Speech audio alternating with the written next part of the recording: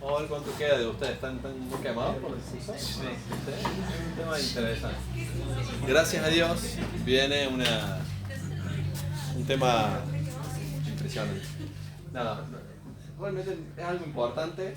Vamos a charlar sobre esto, estamos en el módulo de insuficiencia cardíaca y además de todo lo que es conocer la fisiopatogenia, el tratamiento general, lo que sea, el tratamiento agudo y demás, tenemos el tratamiento de los pacientes crónicos, que son los dispositivos, ¿tá? En aquellos en los cuales ya con los fármacos no llegamos, digamos, contamos con los dispositivos y bueno, después cuando llegamos al módulo de arritmias, le toca,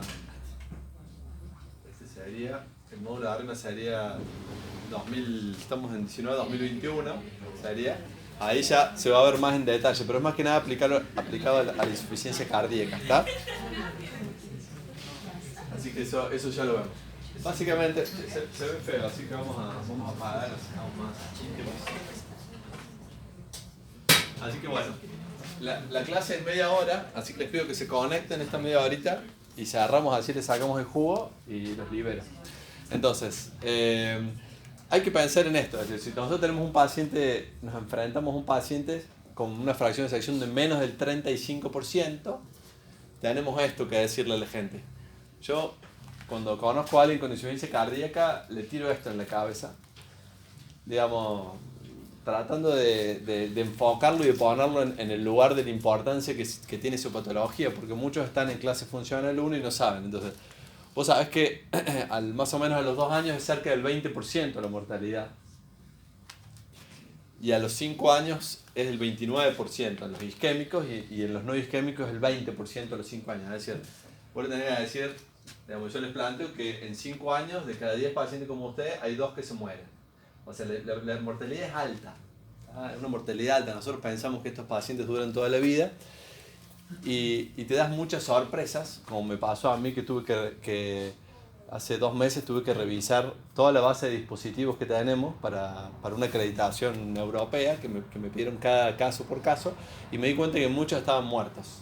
O sea, que no volvían, no porque no nos querían ver más, sino porque realmente son pacientes que se clavan y se van para. Entonces, esa es la mortalidad, es decir, se nos va. Por suerte, con los medicamentos nosotros logramos bajar, pero si tenemos una fracción de selección baja, digamos, esa es la mortalidad aproximada. Después todo se modifica con la disposición. Entonces, básicamente, si nosotros tenemos disfunción ventricular, hay 2 cosas que tenemos que saber. O sea, puede estar en insuficiencia cardíaca y muerte súbita. Son los 2 problemas que tenemos, lo clínico y lo arrítmico. Entonces, tenemos tratamiento médico, que anda muy bien, y los dispositivos cardíacos. Así que eso es lo que tenemos que tratar de ver. Entonces, el tratamiento médico, todos lo conocemos, pero a grandes rasgos, beta bloqueantes, IECA, UAR2 y antagonistas de la aldosterona. Es decir, en pacientes con fracción de selección de menos de 35-40, nosotros bajamos la mortalidad y bajamos la muerte súbita. O sea, son dos datos duros que los hacemos con estos medicamentos. O sea, no es cualquier cosa intentar dar la máxima dosis tolerada de este combito que por suerte le damos a todos los pacientes. Los IECA bajan el 15-25% de la mortalidad total a grandes rasgos. Los betas, el 35% de la mortalidad total, porque tienen propiedades antiisquémicos y también tienen efecto antiarrítmico, en parte, los beta bloqueantes. Los antagonistas de la aldosterona bajan la mortalidad también en la muerte súbita en pacientes que están ya tratados con IECA y beta bloqueantes. Lo que hay que saber que diuréticos, digoxina, amiodarona, no reducen la mortalidad total ni la muerte súbita, a pesar de que en algún momento estos pacientes se pensó tratarlos con amiodarona para bajar, no pasa nada. Hace poquito hubo también otro estudio hablo como un viejo, hace unos 5 o 6 años hubo un estudio para estudiar la dronedarona, como un primo hermano de la amiodarona, pero más benévola en reacciones adversas, y lo trataron a estos pacientes igual, o sea, se cascan igual, no tienen ningún problema. Entonces, no tenemos más que ese comito para mejorar en eso. No me metí ahí sacubitril o valsartán y demás, pero porque no es el objetivo de esta charla. Entonces, precisamos identificar quiénes se beneficiarán con estos dispositivos cardíacos para tratar de darle el curso y derivarlos más o menos a tiempo. Entonces, de esto vamos a hablar. De cardiofibriladores implantables le llamamos CDI, también se le llama DAI, que son desfibriladores automáticos implantables, como quieran llamarles. En Argentina la mayoría le decimos CDI, es un término más español, y en algunos lugares latinos el de DAI, pero da lo mismo. Y los cardiodesfibriladores los podemos implantar como prevención primaria y prevención secundaria. ¿Quién sabe qué es prevención primaria? Antes, es decir, una cuestión bien preventiva, nos tenemos que valer de lo clínico, ¿tá? Y secundaria es cuando ya tuvo un evento, lo salvaste, se lo pones.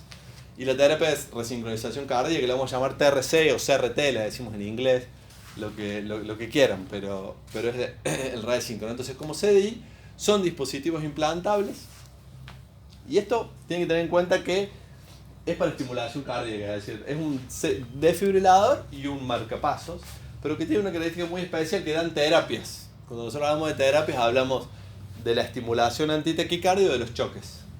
La estimulación antitaquicardia, o ATP, que es antitaquicardia pacing. Digamos, le digo los nombres en inglés porque con los programadores, con un montón de cosas, hay que saber más o menos estas siglas cuando uno se enfrenta, si no entiende una O, pero más o menos así en general. Y los choques, o sea, la estimulación y los choques. Entonces, ¿cómo ponemos un DEFI? Le haremos dos formas, es decir, lo ponemos también a través de la subclavia, podemos ir hacia la cefálica o por punción como sea, y lo ponemos con el marcapaso apical al coil de desfibrilación, y estos pueden ser uni o bicamerales, es como un marcapaso, tal cual. Otra posibilidad, este es un bicameral, este es un unicameral, depende de lo que necesitemos. La indicación de uni o bi está dado más que nada por lo mismo que indicamos un marcapaso. Si tenemos un paciente con bradicardia sinusal a 45, 50 latidos por minuto, que encima necesita beta bloqueantes, amiodarona si lo necesita, y lo vamos a bradicardizar más, está bueno tener un electrodo en la aurícula, cosa que conserve la sincronía auriculoventricular y no estimular el ventrículo así como un salvaje y que pierda el P. Entonces es muy importante eso es fundamental. Y otra forma que tenemos abdominales también, los transvenosos, los que hablamos, y ahora lo nuevo son los subcutáneos. Lo nuevo y no tan nuevo, pero que se está empezando a usar mucho más en algunos casos muy específicos, en aquellos pacientes que no necesitan estimulación. Esto se pone por fuera, bien subcutáneo, y fíjense que va con un coil que hace como una especie de L, muy fácil de poner, y eso se hace sin ningún problema. Lo usamos en aquellos que no necesitamos estimulación. Es decir, nosotros no necesitamos estimular a estos pacientes, solo necesitamos, si tiene un evento grave, pegarle. Por ejemplo, un brugada, un cute largo, gente que no necesitemos estimular. El beneficio, si te hace un FB, por ejemplo, brugada te hace TB polimorfa, FB. Un cute largo también. Beneficios, bueno, muchos. Primero, el beneficio es que no lo tenés en el sistema venoso, lo cual está buenísimo para el tema de no tener riesgos de una endocarditis bacteriana, por ejemplo, que es el gran problema. No tenés trombosis, no tenés 1000 cables después de poner tenés un problema, lo sacás, listo, otra cosa, ponemos uno nuevo. Es decir, si tengo un problema, no hay problemas de extracción de dispositivos, es espectacular. Para el futuro está bueno porque vamos a poder ser más agresivos. No tenés dudas de decir, che, lo voy a clavar con un desfibrilador por 60 años, un chico de 20 años. Con esto decir, chao, se lo pongo y de última se lo saco. Por más que no sea fácil sacar un DEFI, pero el umbral se va a elevar, el umbral de indicación. Vamos a hacer más mano suelta para indicar en los casos grises, por ahí lo podemos llegar a indicar. Todavía no estamos en eso, pero vamos rumbo a, por lo menos es lo que yo pienso. Los choques, ¿cómo dan los choques? Entonces fíjense, ¿para qué dan un choque ustedes? Digamos, ¿cómo quitarían una arritmia? Es decir, un choque lo dan cuando tienen una fibrilación ventricular. Una fibrilación ventricular no es estimulable. Es decir, no lo podés estimular. Igual que una fibrilación auricular. Ustedes ven alguna vez un paciente postoperado, un CCB, un cardio que hace un FA. No ven que nadie lo sobreestimule con los cablecitos de marcapaso, porque no se puede. Porque no podés capturarlo. Solamente sobreestimulás un flutter, por ejemplo, o una taquisupra, pero no una FA. La FB tampoco se puede capturar, por eso es el choque lo que se le da directamente. Es FB, choque. Nada más. En cambio, la TB, yo me la puedo jugar a hacerle un ATP. Entonces yo lo sobreestimulo. Sobreestimular significa acelerar. La taquicardia es de 180 latidos por minuto, yo la estimulo a 200 latidos por minuto, la acelero y muchas veces la corto. Entonces esa es la diferencia de sobreestimular y chocar. Y para el paciente es fundamental. Si han hablado con alguien que ha tenido choque, el problema que tiene psicológico es brutal. ¿Tá? Entonces es muy bravo eso. Y el problema es nuestro, porque antes la gente se chocaba mucho más que ahora, porque antes éramos unos cebados. Antes veíamos una taquicardia de 3 segundos y nada más le damos el choque. Ahora le esperamos un minuto a las taquicardias lentas y esperamos. Y hay muchas que se terminan solas. Esta semana vi un paciente, el martes vi uno que tuvo taquicardias de 35 segundos y se terminó solos. El tipo no le sintió. Entonces yo no le di un choque gratis. Yo lo esperé y el aparato estaba programado para que al minuto le dé el choque. Por supuesto que son taquicardias de menos de 200 latidos por minuto, pues son de más, si le esperas un minuto, por ahí la complicas más. Pero las taquicardias más lentas, está bueno no chocar el toque. Entonces es muy importante, pero el paciente a veces ni lo siente. Entonces, dos cosas importantes. Tenemos uno o dos coils. Pueden ser monocoils o bicoil. El coil es esta cosita que tenemos, lo que ven gruesito, de cada lado, y esto te dice desde dónde vas a dar el choque. Entonces, las alternativas de choque son diferentes. O sea, uno puede dar desde la punta hacia la carcasa y el coil de vena cava, solamente hacia la carcasa o solamente hacia la vena cava. Depende de lo que queramos. Habitualmente lo ponemos de este lado porque tenemos como un arco muy bonito de desfibrilación. Entonces agarramos todo el músculo que tenés que tratar. ¿Por qué ponemos las palas así? Porque podemos, digamos, capturar la mayor cantidad del ventrículo izquierdo, que es lo que queremos sacar. Entonces, eso es muy importante. Por eso, si lo ponemos de este lado, porque el paciente tuvo una trombosis o porque el cirujano se le ocurrió, está muy mal. ¿Tá? Si hay que ponerlo de ese lado es por una excusa bien potente. ¿Por qué? Porque acá tenemos el cable, se nos estira así, el coil, tenemos la carcasa, el coil de vena cava y esto. Entonces nos cuesta más, es como intentar hacerlo así. Tenemos que usar más energía para sacarlo. Entonces tiene que ser una excusa válida. Por eso cuando lo ponemos de ese lado, hacemos lo que se llama umbral de desfibrilación. Bueno, los chicos de la Allende, José Luis Serra todavía lo sigue haciendo, el umbral en todos los casos, me parece. Y en general lo dejamos reservado, yo hace años que no, lo dejamos reservado para los pacientes que estamos con miedo de que no puedan salir o lo que sea. Antes lo hacíamos en todos. Después lo hicimos solo en prevención secundaria y ahora solamente en los que están del lado izquierdo o a criterio del operador. Pero algunos lo hacen, otros no. El tema es que a algunos se te puede clavar en esa, porque tenés que inducirle FB y chocarlo. Entonces por ahí no siempre lo hacemos. Con respecto a los choques, fíjense acá tenemos una FB, le hace el choque, sale el ritmo sinusal. Directamente acá no hubiéramos estimulado. En cambio acá, fíjense, esto es una TV. Este choque también, damos choque también y sale. Este lo podríamos haber sobreestimulado a esta taquicardia, pero le decidieron dar choque de una. Fíjense qué bonito, acá tenemos estos ventrículos y estos aurículos. Tenemos ventrículo y tenemos aurículas disociadas. Eso es disociación BA, es muy lindo. Más ventrículos que aurículas. Uno cuenta palitos acá.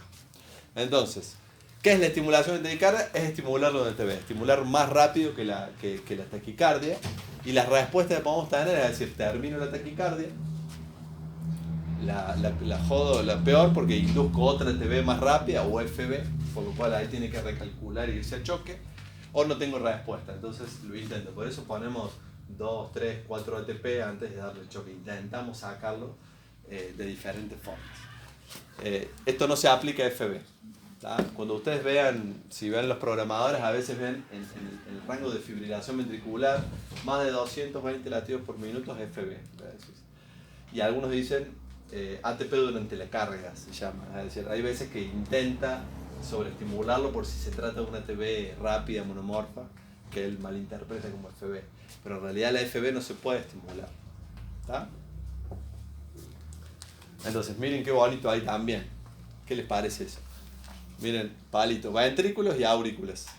Está disociado, vemos menos aurículas que ventrículos, se ve clarísimo. Y eso se puede o no ver en el electro. Acá hacemos trampa porque tenemos los cables puestos adentro, entonces está mejor.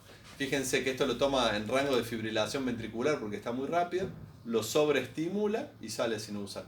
Aurícula sensada, ventrículo sensado. Una especie sinusal y curva eso.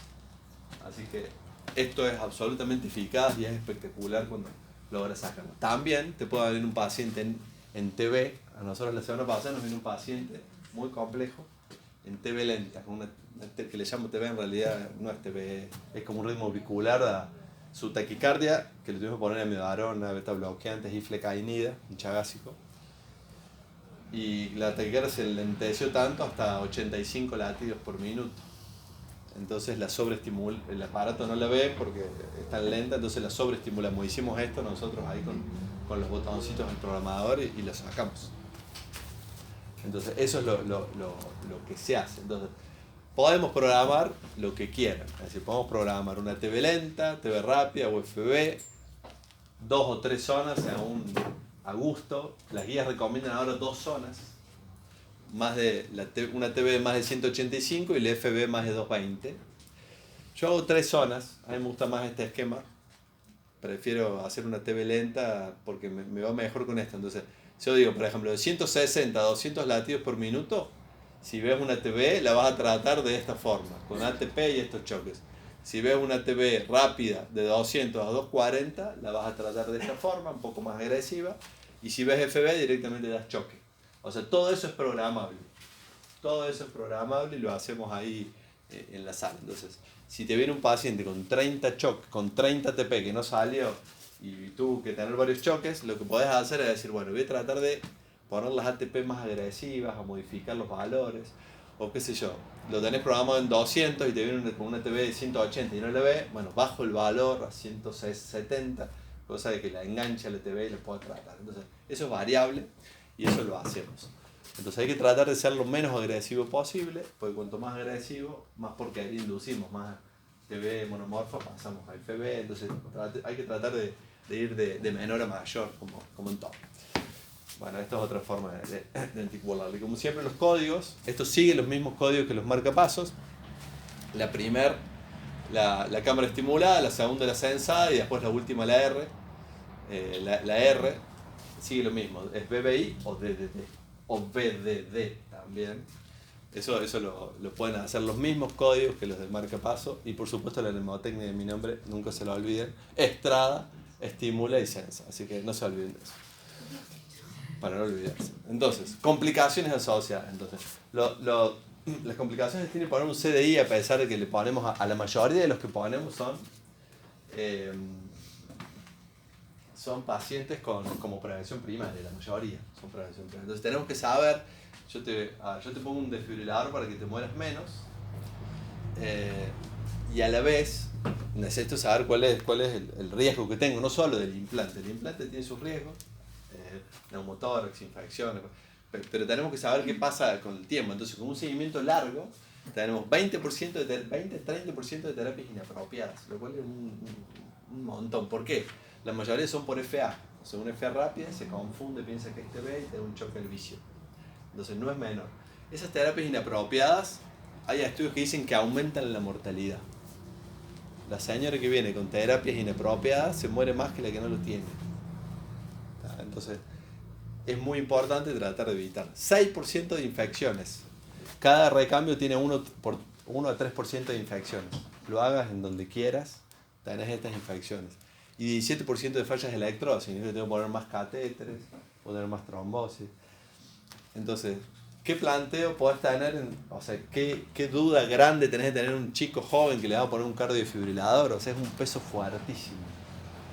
Fuertísimo. El mes pasado pusimos un desfibrilador a un chico de 9 años. Entonces, la decisión es muy pesada. Es muy pesada porque ese chico, si vive hasta los 70, son 60 años de desfibrilador y de problemas y de recambios y de mierdas, o sea, porque vivimos teniendo problemas. Entonces, esto es muy importante, tomar la decisión correcta, no es decir, prevención primaria para todo. No, hay que tratar de seleccionar al paciente.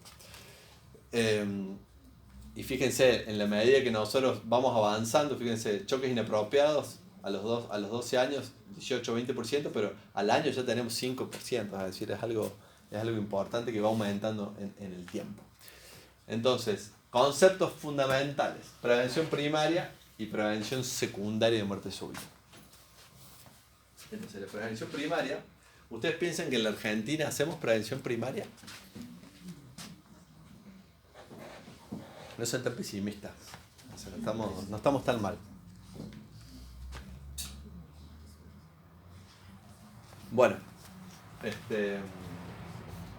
Prevención primaria de muerte súbita. A ver.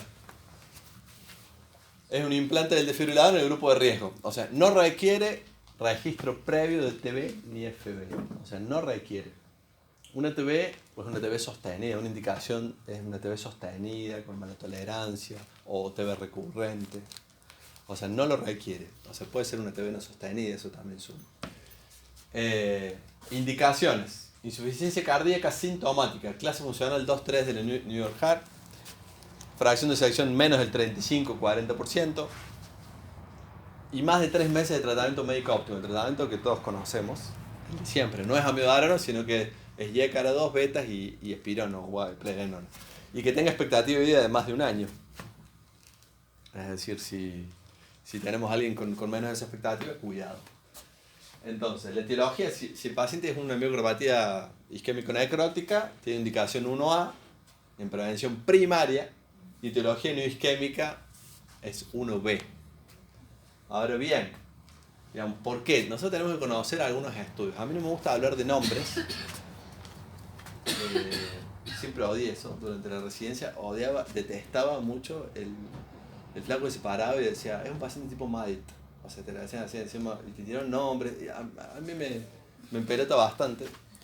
Porque en realidad no está bueno. Pero ustedes tienen que saber que hay cosas que hay que aprender. Y en los exámenes esto suele estar. Así que sepan algunos nombres, y este es uno, el MAIT, el SKG, digamos, son algunos nombres que hay que saber de ciertas cosas. Y este es uno. Así que, perdón, pero hay que saberlos, por más que me parezca una tontería. Lo importante es que sepan más o menos el concepto general.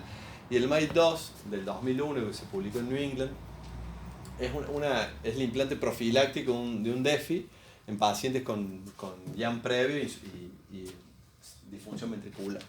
Entonces, lo que hicieron, aquellos pacientes que tenían por lo menos más de 30 días de infarto con una fracción de menos del 30%, se randomizó a DEFI versus terapia convencional y se vio mortalidad total y demás.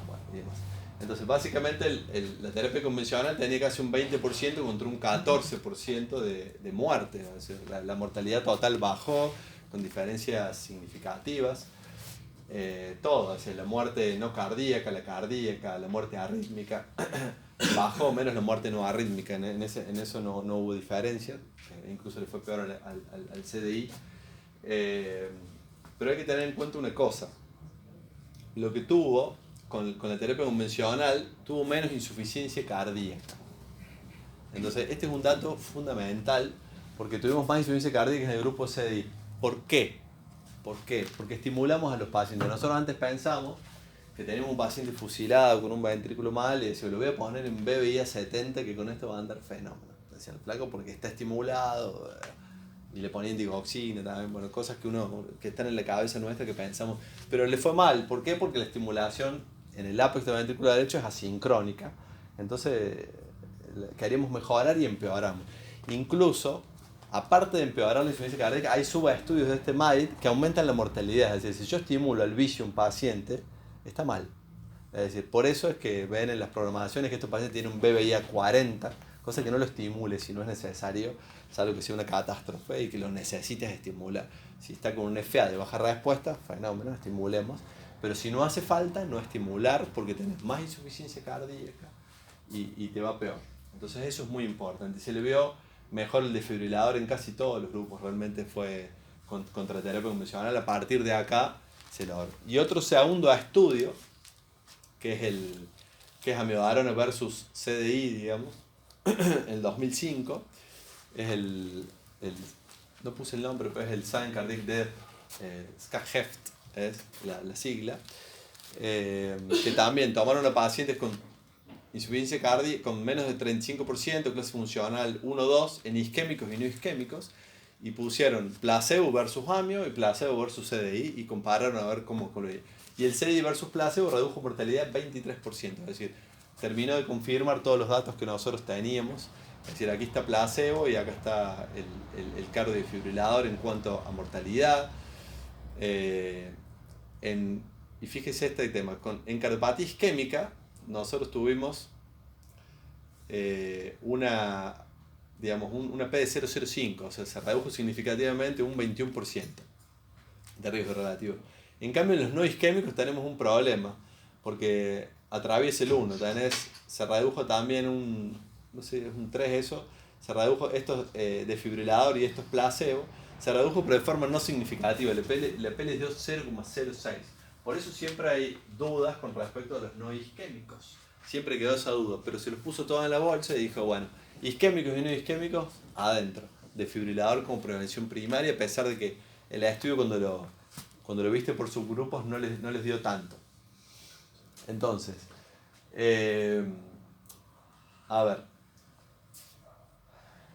otros estudios es el Definite Trial, digamos que eran menos pacientes, no eran 2000 y pico como el otro, eran 458 pacientes con una fracción de menos de 36, clase funcional 2-3 en los no isquémicos, y era placebo versus CDI. El CDI redujo la mortalidad 14% y 7,9% de riesgo absoluto en 2 años, es decir, nos va mejor con esto.